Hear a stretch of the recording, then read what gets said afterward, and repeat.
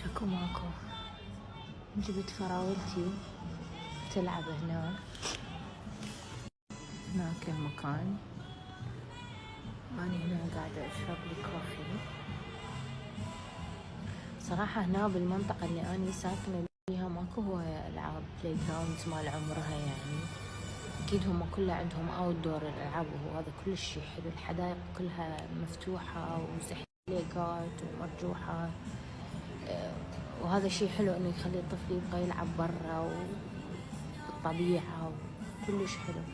بس بعمر فراولة يحتاج لها هيك شي يسموهم سوفت جيمز، مغلق شوية لأن أحيانا يكون باردة.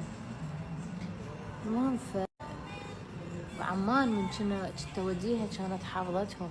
واحد كان اسمه مون بيرد والثاني اسمه شنو جانجرو أعتقد.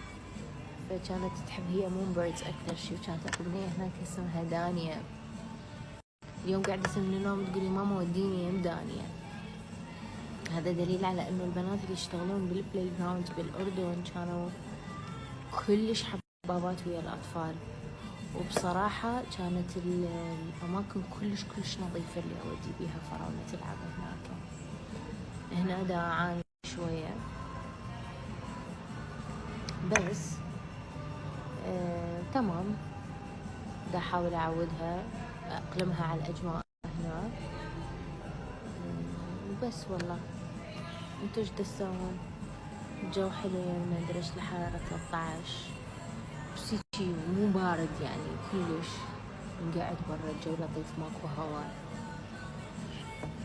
بس 2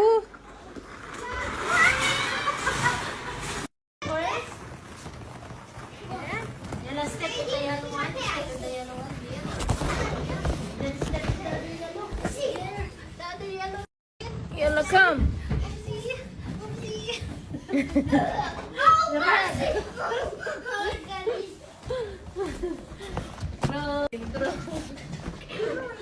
اوكي يلا جو ماما. يلا تعال.